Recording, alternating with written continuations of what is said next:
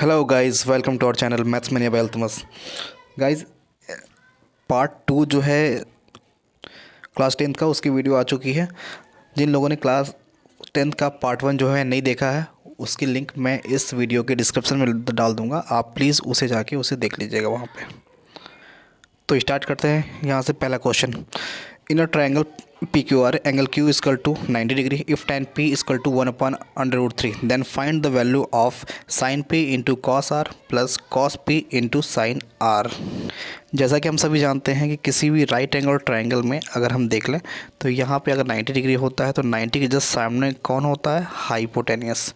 अगर मैंने थीटा यहाँ पे ले लिया है तो थीटा अगर यहाँ लिया है तो उसके जस्ट सामने होगा ये हमारा परपेंडिकुलर। अगर बात करें कि कोई राइट एंगल ट्रायंगल है, अगर मैंने थीटा यहाँ पे ले रखा है तो उस कंडीशन में मैं इसके जस्ट सामने देखूंगा तो ये हमारा परपेंडिकुलर होगा। तो आपको इसको एकदम अच्छे तरीके से ध्यान में रखना है कि थीटा कहाँ पे हो रहा है हमारा। थीटा अगर यहाँ पे लेने की बात की जाएगी, मतलब कि इस एंगल के अगर बारे में बात की जाएगी तो परपेंडिकुलर हमारा ये हो जाएगा, और इस एंगल के बारे में अगर बात की जाएगी तो परपेंडिकुलर हमारा जस्ट सामने वाला हो जाएगा। और 90 के सामने जस्ट हमेशा हाइपोटेनस ही होता है, वो कभी चेंज नहीं होता। जैसा कि इस क्वेश्चन में आप देख सकते हैं, साइन पी के बारे में बात करता है तो साइन पी क्या हो जाएगा? ये हमारा परपेंडिकुलर हो गया और ये हमारा हाइपोटेनियस हो जाएगा। तो 1/2 into cos R. Cos R बोलता है मतलब कि यहाँ पर थीटा है तो उस कंडीशन में ये परपेंडिकुलर हो जाएगा, ये बेस हो जाएगा और ये हमारा हाइपोटेनियस हो जाएगा। कॉस आर के बारे में बात करता है, इसका मतलब कि बेस अपॉन में hypotenuse. This is base and this is hypotenuse. 1/2 यहाँ पे भी आपका होगा। उसके बाद क्या है? Cos P. कॉस पी मतलब क्या होता है? इस पी को लेना है, इसका मतलब आपका ये बेस हो जाएगा और ये आपका हाई पे हो जाएगा। √3/2 into sine R. Sine R बोलता है मतलब कि यहाँ के थीटा के बारे में बात कर रहा है, तो साइन आर की वैल्यू हो जाएगी वो परपेंडिकुलर अपन में हाइपोटेनस √3/2। तो √3/2 उसी का यहाँ पे कैलकुलेशन है। 1/2 इंटू 1/2 1/4 हो गया यहाँ पे, और √3 का मल्टीप्लाई हुआ तो √3 हो गया, अपॉन में 2 × 4। ठीक है, इनका एलसीएम लिया और सॉल्व कर दिया, इसका आंसर आया 1। And next second question is, second question हमारा ये बोलता है find the root of the quadratic equation 4x² + 3x + 5 = 0। मतलब इसके रूट्स बताने हैं, इनका आंसर क्या आएगा वो बताना है। तो आंसर बताने के दो तरीके होते हैं, या तो आप नॉर्मली फैक्टराइज कर लो, या तो फिर अगर फैक्टराइज नहीं हो पाता है तो आप ये क्वाड्रेटिक फार्मूला भी लगा सकते हैं। -b + -√b² - 4ac अपन में 2 है। तो उसी कंडीशन के अकॉर्डिंग हमने लगाया है। सबसे पहले हमें कोई भी क्वाड्रेटिक इक्वेशन दिया होता है तो हमें सबसे पहले उसे कंपेयर करना होता है। किससे कंपेयर करना होता है? तो हम बोल देंगे ax² प्लस का bx प्लस c। इससे हम लोग कंपेयर करेंगे। कोई भी क्वेश्चन दे रखा है, जैसे लाइक ये हमारा यही क्वेश्चन दे रखा है, तो इसी क्वेश्चन को हमने क्या किया, ऐसे कंपेयर कर लिया। तो जो x² है, x² ये तो नॉर्मल हो जाएगा और ए की वैल्यू जो हो जाएगी, मतलब कि हम लोग ये बोल सकते हैं अगर उसको अगर एक दूसरे के बराबर में दिखा लें तो हम x² कट जाएगा और ए की वैल्यू जो निकल के आएगी वो 4 निकल के आएगी। और सिंपली यही बी की वैल्यू जो हमारी 3 निकल के आएगी, जो कोफिशिएंट हमारा जो है सी की वैल्यू जो निकल के आएगी वो 5 निकल के आएगी। ओके, वैल्यूज ला के मैंने रख दिया है। सबसे पहले -b है, 3 ला के रखा है यहाँ पे, प्लस में b² - 4ac/2 है। सब सारी वैल्यू हमने ला के यहाँ पे रख दिया है, उसको कैलकुलेशन किया, सॉल्व किया। उसके बाद हम लोग ये देखते हैं कि इनका जो आंसर होता है, रूट की वैल्यू हमेशा पॉजिटिव में होनी चाहिए। पॉजिटिव में होगा तभी इसका रियल आंसर आ पाएगा, अदरवाइज फिर इमेजिनरी में पार्ट में चला जाएगा। तो इस क्वेश्चन का जो आंसर आता है रूट के अंदर, देखिए यहाँ पे आप देख सकते हैं रूट के अंदर -71 है। तो हम लोग ये बोल सकते हैं कि ये आंसर जो होगा इसका कोई खास अच्छा आंसर नहीं आ पाएगा। तो हम लोग बोल सकते हैं इसका आंसर जो होगा वो इमेजिनरी पार्ट में हो जाएगा। तो इसका बोल सकता है find the root of the following equation. तो इनका जो रूट आएगा वो इमेजिनरी आएगा। तो हम लोग इसका पार्ट को ये बोल सकते हैं कि इसका जो आंसर है वो इमेजिनरी है। एंड नेक्स्ट सेकंड क्वेश्चन तो आपका हो गया। Third question is find the length of the line segment joining the point A. Bracket में है 2, -2 एंड b 3, 7। कोई भी आपको लाइन दे दे सिंपली, और आपको बोल देता है कि इसके बीच की डिस्टेंस बतानी है। तो डिस्टेंस बताने के लिए अगर यहाँ का कोऑर्डिनेट दे रखा है और यहाँ का कोऑर्डिनेट दे रखा है तो सिंपली हमारे पास एक फॉर्मूला होता है डिस्टेंस का फॉर्मूला, √x2 - x1 का whole square plus y2 - y1 का होल स्क्वायर। तो अगर हमने इसको x1 y1 मान लिया और ये हमारा x2 y2 है तो सिंपली हम लोग ला के रख सकते हैं इसी फॉर्मूले में x2 - x1 का whole square plus y2 - y1 का होल स्क्वायर। अगर आप इस फॉर्मूले को दूसरे तरीके से लिखना चाहें तो हम ये भी बोल सकते हैं x1 - x2 का whole square plus y1 - y2 का होल स्क्वायर। वहाँ से भी आंसर आ जाएगा, क्योंकि कैसे भी आप माइनस कर लो, क्योंकि उनका जब भी अगर -1 है, अगर इसका स्क्वायर कर देते हैं तो भी हमें +1 मिलता है, और 1 का स्क्वायर करते हैं तो भी हमारा आंसर 1 ही आता है। तो हम लोग कैसे भी इस फॉर्मूले को रख सकते हैं। हमने यहाँ पे उनको पुट किया है और आंसर लाया है रूट में 82, जो कि इसका आंसर नहीं निकल पाएगा, तो हमने रूट में 82 छोड़ दिया है। अगर आप सॉल्व करना चाहें तो 9 पॉइंट समथिंग में इसका आंसर भी आ जाएगा। नेक्स्ट क्वेश्चन इज बोलता है find the mean of find the mean of the following. जैसे यहाँ पे क्लास इंटरवल दे रखा है, फ्रीक्वेंसी दे रखी है, क्लास इंटरवल कुछ इस टाइप से दिया हो और क्लास इंटरवल कभी भी ग्रुप टाइप से देगा तो हमें सबसे पहले एक्स की वैल्यू पता करनी होगी। अगर नॉर्मली अगर इस टाइप से दे देता है क्लास इंटरवल, उसने अगर नॉर्मल कोई नंबर दिया है, मान लेते हैं एक्स दिया है, यहाँ पे एफ दिया हुआ है, सिंपली यहाँ पे कोई नंबर दे रखा है और वो ग्रुप में नहीं है लाइक दिस। इसमें देखिए आपको 10 से लेकर 25 में, ये इसका मतलब ये कि ये ग्रुप में दिया हुआ है। अगर नॉर्मल अगर देता है तो हमें निकालने की ज़रूरत नहीं है, लेकिन जब कभी भी क्वेश्चन आपका क्लास इंटरवल टाइप से दिया होगा तो हमेशा हमें इसका एक मीन वैल्यू निकालनी जरूरी है, कंपलसरी है हमारे लिए, ठीक है। तो हमें क्या करना होगा, उन दोनों को ऐड कर लेना होगा। ये हमारा जो 10 है अपने आप में ये लोअर लिमिट है और जस्ट सेकेंड, हाँ ये 10 अपने आप में क्या है, लोअर लिमिट है और 25 अपने आप में अपर लिमिट है। और जब भी हम इसका क्लास इंटरवल निकालेंगे तो lower limit plus upper limit upon में 2 कर लेंगे।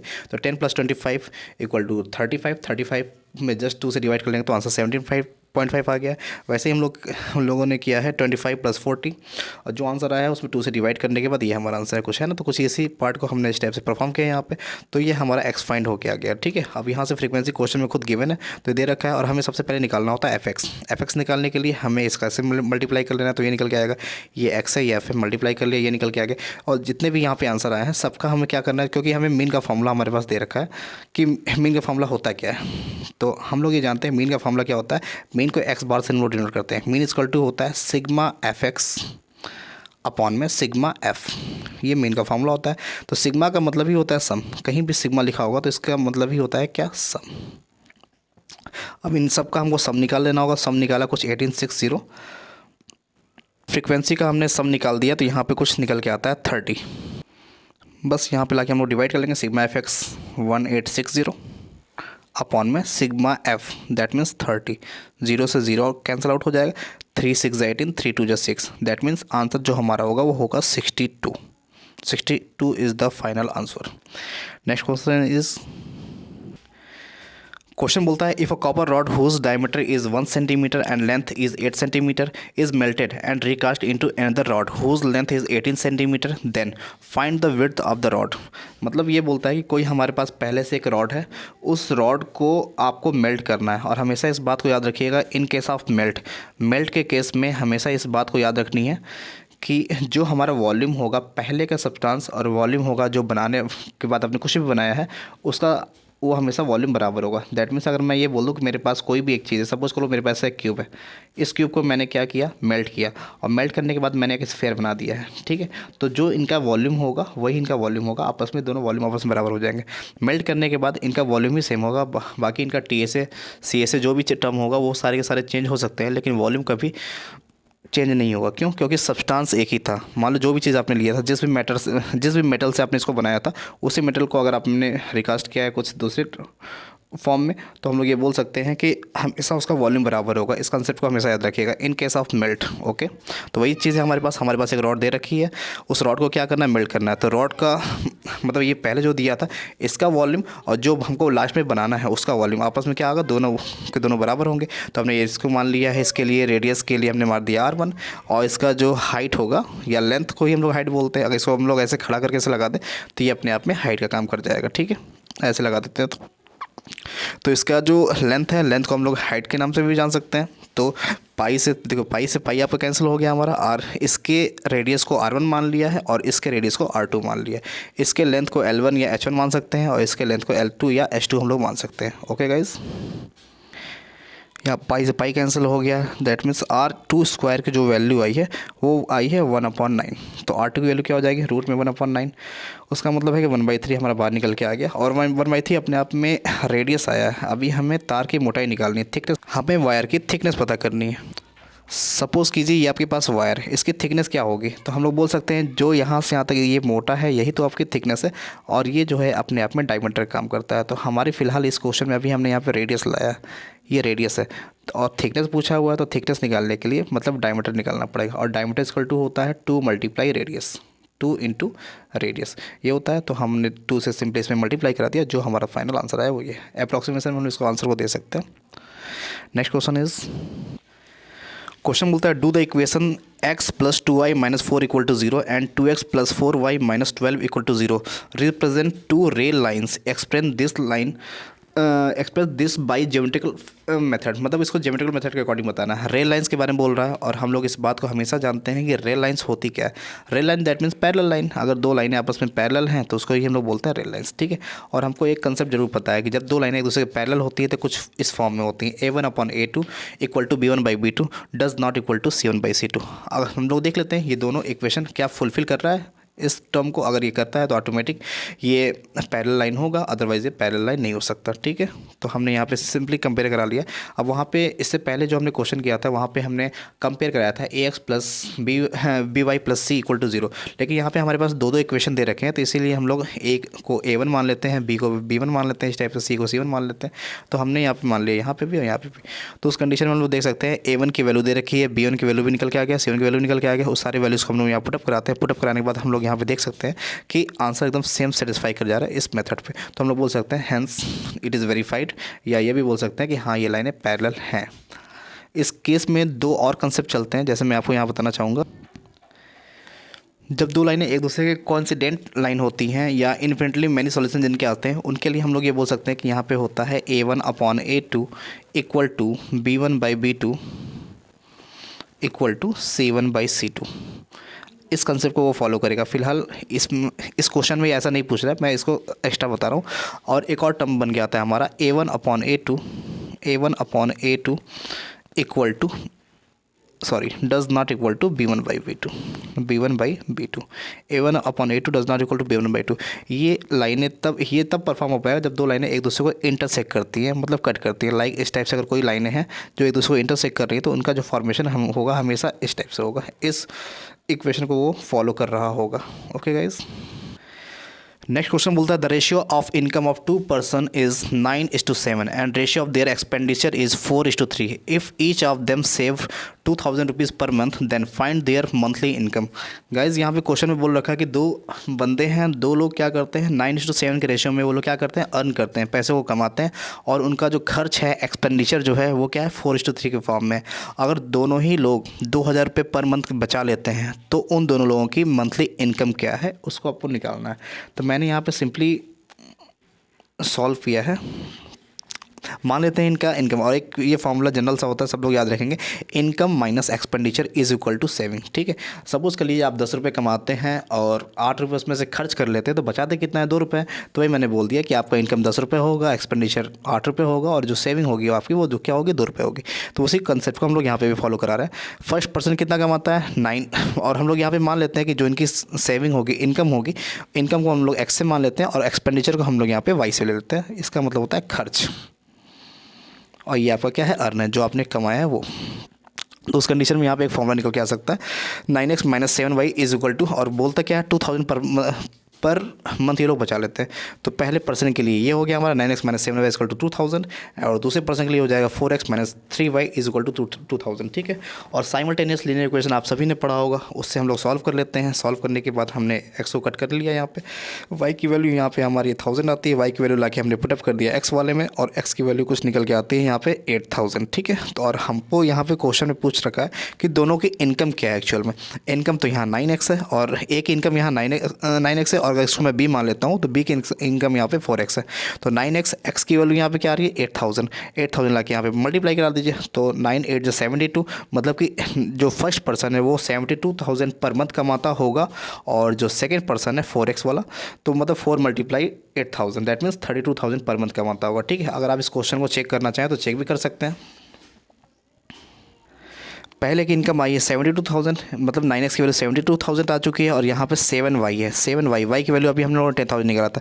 7 × 10,000 70,000 हो जाएगा। इसका मतलब ये है 72,000 में से 70,000 माइनस होगा तो आंसर 2000 आएगा। पहले वाले इक्वेशन को ये फुलफिल कर रहा है, इसका मतलब कि पहला वाला आंसर सही है। सेकंड वाला में हम लोग क्या करेंगे, सेकंड वाला इसका 4x की वैल्यू हमारी 32 आई है, 32,000 आई है ना, और 3 × 10,000 अगर हम लोग कर लेते हैं यहाँ पे 30,000 आ जाएगा।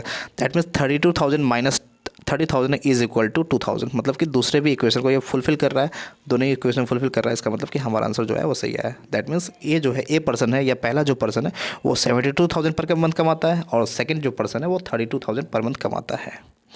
नेक्स्ट क्वेश्चन इज, ये क्वेश्चन बोलता है प्रूव दैट द पॉइंट्स 3, 2 -2, -3 एंड 2, 3 are vertices of right angle triangle. Vertices of right angle triangle, that means ये क्वेश्चन बोलना चाहता है कि आपके पास एक राइट एंगल ट्रायंगल है, जस्ट अ सेकेंड, आपके पास एक राइट एंगल ट्रायंगल है और इनका तीनों दे रखा है, ये राइट एंगल ट्रायंगल आपका है और यहाँ पे इनका दे रखा है कोऑर्डिनेट, इनका कोऑर्डिनेट दे रखा है और इसका कोऑर्डिनेट दे रखा है और बोलता है कि ये इसके वर्टिसेस है। सबसे पहले हम लोग इसकी डिस्टेंस फाइंड कर लेंगे, इसकी डिस्टेंस फाइंड कर लेंगे और एक थर्ड जो साइड है बेस, जो इसकी डिस्टेंस हम लोग फाइंड कर लेंगे, ठीक है। तीनों को डिस्टेंस फाइंड करने के बाद हम लोग इसको पाइथागोरस थ्योरम में रख लेंगे। अगर ये पाइथागोरस थ्योरम को फुलफिल करता होगा, इसका मतलब ये है कि ये राइट एंगल ट्रायंगल है। अगर ये पाइथागोरस थ्योरम को फुलफिल नहीं करेगा, इसका मतलब ये है कि कभी भी राइट एंगल ट्रायंगल नहीं बन सकता। ओके गाइस, तो ये हमने ए बी की कुछ लाइन निकाल ली है, वही x2 - x1 का whole square plus y2 - y1 का होल स्क्वायर के कंसेप्ट में हमने यहाँ पे रखा हुआ है। ए बी की वैल्यू निकाली है, बी सी की वैल्यू निकाली है और सी की वैल्यू निकाली है। कुछ यहाँ पे रूट में 50, रूट में 52 और रूट का 2 यहाँ पे लाके हमने वैल्यू फुलफिल करा दी है। फुलफिल करने के बाद लास्ट में हम लोग ये देख सकते हैं कि 52 is equal to 52, that means कि ये इसको फुलफिल कर रहा है। इसका मतलब कि ये अपने आप ही एक राइट एंगल ट्रायंगल है और हमें प्रूव भी करना था ये चीज़। नेक्स्ट क्वेश्चन ये बोलता है, in the given figure O A into O B equal to O C into O D, then prove that angle A is equal to angle C and angle B is equal to angle D. और हमको prove करना, यही prove करना है। तो हम लोग ये देख सकते हैं कि ये जो पहला कंसेप्ट ये दे रखा है, इस लाइन को ही हम लोग क्या करते हैं, यहाँ पे फॉलो अप कराते हैं, ठीक है। तो ओ ए को ही छोड़ देते हैं, यहाँ का ओ सी जो है उसको लाके हमने यहाँ पे डिवाइड में कर लिया है, ओ डी तो यहीं पे ऐसे ही है, इस ओ बी को लाके इसके डिवाइड में कर दिया।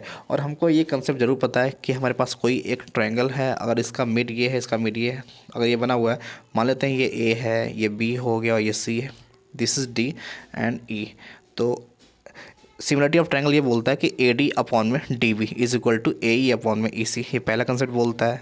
या तो ऐसे भी निकाल सकते हैं हम लोग, ए डी अपॉन में A B is equal to A E upon में ए सी। और थर्ड कंसेप्ट ये बोलता है ए डी अपॉन में A B is equal to D E upon में बी सी, ठीक है। तो फिलहाल हमें जो पहला कंसेप्ट जो हमने बताया था ए डी अपॉन में, जस्ट अ सेकेंड, जो पहला वाला कंसेप्ट हमने बताया था यहाँ पे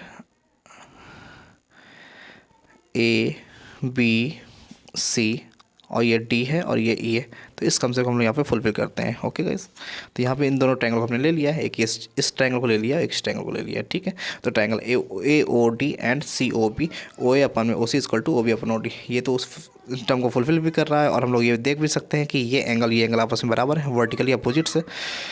तो यूजिंग एस सिमिलरिटी, क्योंकि सिमिलरिटी के भी क्राइटेरिया हैं कुछ, एंगल हो गया, साइड साइड हो गया और भी कई सारे टर्म्स हैं। तो इसके अकॉर्डिंग हमारा ये बोल सकते हैं कि ये जो है आपस में सिमिलरिटी ऑफ ट्रायंगल को ये फॉलो करता है।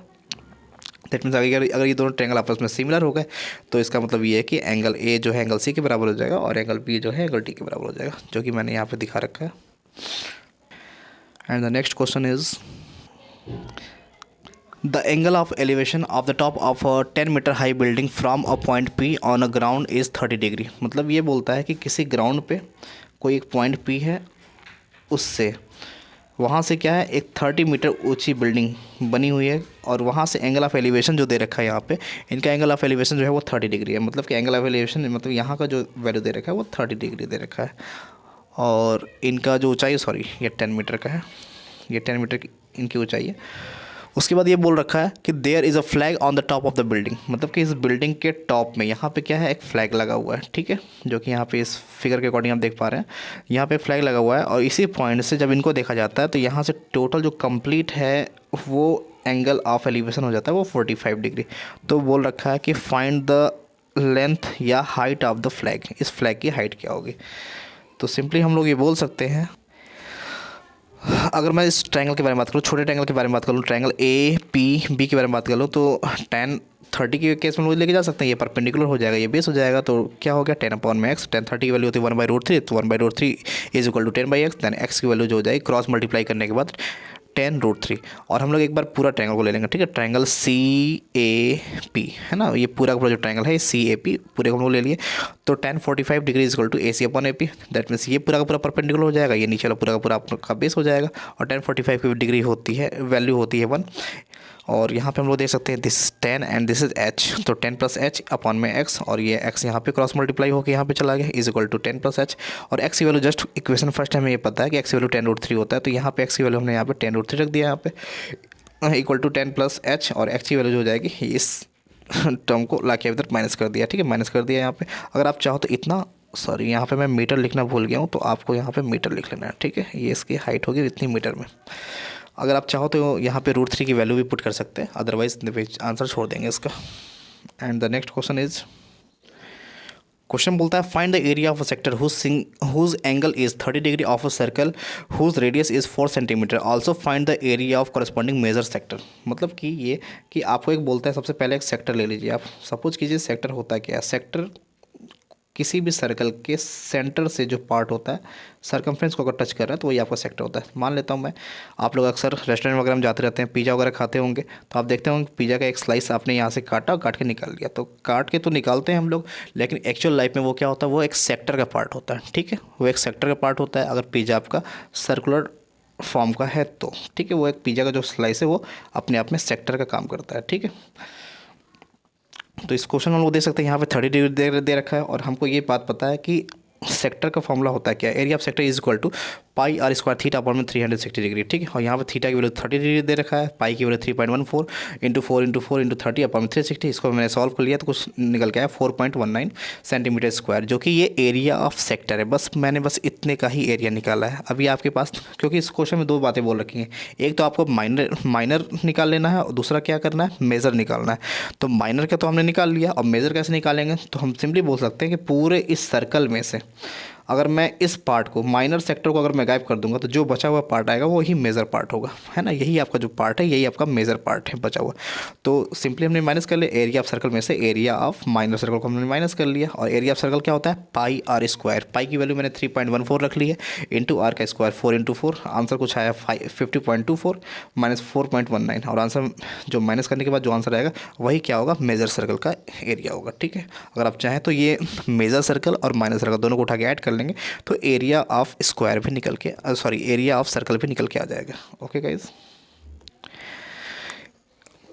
इस वीडियो का ये लास्ट स्लाइड है, और इसमें क्वेश्चन दे रखा है find the value of x and y, ठीक है। कुछ क्वेश्चन इस टाइप से दे रखा है, साइमल्टेनियस लीनियर इक्वेशन जरूर है, लेकिन ये थोड़ा दूसरे वैरायटी का दिया हुआ है। इसमें जिनकी वैल्यू निकालनी है वो अपॉन में है, ठीक है। X upon x minus 30 upon में x minus y plus 44 upon में x plus y is equal to 10, and second equation is 40 upon x minus y plus 55 upon में x plus y is equal to 13, ठीक है। और इसको हम लोग solve करना है। सिंपली जब भी इस टाइप का क्वेश्चन मिले आपको, तो क्वेश्चन जब मिले तो हमें कुछ एज्यूम कर लेना होता है। बिना एज्यूम किए अगर आप क्वेश्चन सॉल्व करेंगे तो बहुत बड़ा वैल्यू जाएगा और जल्दी से आंसर भी नहीं आएगा, इवन आप वहीं पे फंस जाओगे, ठीक है। तो इस टाइप का जब भी क्वेश्चन मिले तो हमें सिंपली मान लेना है, जो भी आपका ये 30 और मैं गैप कर लूँगा, अगर मैं यहाँ 30 को छिपा देता हूँ, हाइड कर देता हूँ, तो मुझे क्या दिखेगा, 1 अपॉन एक्स माइनस वाई दिखेगा। अगर मैं इस 44 को हाइड कर देता हूँ तो मुझे क्या दिखेगा, तो आप बोलेंगे 1 अपॉन में एक्स प्लस वाई मिलेगा। बस इसी को मैंने यहाँ पे कुछ एज्यूम कर लिया है, 1 upon x plus y, sorry 1 upon x minus y is equal to a and 1 upon x plus y is equal to b, ठीक है। जो आपने एज्यूम किया है बस उसी एज्यूम को ला के रख देना है यहाँ पे। अब जिसको आपने हाइड किया था उसको फिर से आप दोबारा देखिए, आइए दिखाते हैं आपको। तो 30 अपॉन एक्स माइनस वाई, तो हम लोग इसको ये लिख सकते हैं ना, 30 इंटू 1 अपॉन में एक्स माइनस वाई लिख सकते हैं। तो 30 तो अपने आप में 30 ही हो जाएगा अपने जगह पे, और into 1 upon x minus y की जगह हमने क्या माना था, ए माना था, तो ए मान लिया, तो वही 30a, सिंपली यहाँ पे 30a हो जाएगा। तो हमने इस 30a को यहाँ पे लिख दिया, ठीक है। आप यहाँ पे देखते होंगे 30a plus 44b equal to 10, यहाँ से हमारा खुद का इक्वेशन बन के आ रहा है। और दूसरा क्या है, 40a plus 55b equal to 13। इन दोनों इक्वेशंस को हम लोग सॉल्व करेंगे, जो कि सॉल्यूशन मैंने आपको पहले ही दे रखा है। वीडियो ज़्यादा लंबी नहीं हो इसके लिए मुझे ये सब काम करना पड़ा। आप देख सकते हैं ए की वैल्यू यहाँ से निकल के आई है 1/5, और बी की वैल्यू निकल के आई है 1/11, ठीक है। तो अभी आपने ए और बी की वैल्यू निकाला, जो कि आपने खुद माना था। क्वेश्चन में बोला है एक्स और वाई की वैल्यू निकालने के लिए, और आपने अभी जस्ट निकाला है अपने एज्यूम के अकॉर्डिंग ए एंड बी। अब उसी वैल्यू को लाएंगे, अब हम लोग ला के रख देंगे यहाँ पे, ठीक है। ए की वैल्यू 1/5 आई है, ला के यहाँ पे रख दीजिए 1/5, और बी की वैल्यू जो है 1/11 आई है, ला के यहाँ पे रख देंगे।